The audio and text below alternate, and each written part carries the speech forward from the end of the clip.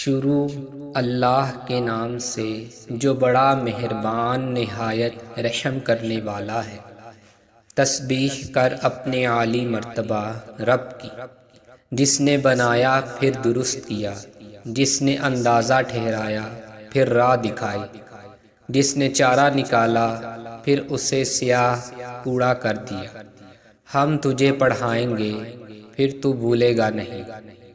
جو اللہ نے چاہا وہ ظاہر بات کو بھی جانتا ہے اور اسے بھی جو چھپی ہے، اور ہم تیرا کام آسان کر دیں گے۔ سو تو نصیحت کرتا رہ اگر نصیحت فائدہ دے۔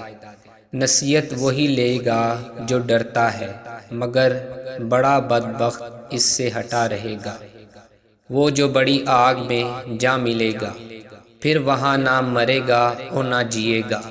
بے شک وہ کامیاب ہو گیا جس نے اپنے آپ کو سنوارا اور اپنے رب کا نام یاد کیا پھر نماز ادا کی۔ نہیں مگر تم دنیا کی زندگی کو ترجیح دیتے ہو، حالانکہ آخرت زیادہ بہتر اور زیادہ پائیدار ہے۔ بے شک یہ بات پہلے صحیفوں میں بھی آ چکی ہے، ابراہیم اور موسیٰ علیہ السلام کے صحیفوں میں۔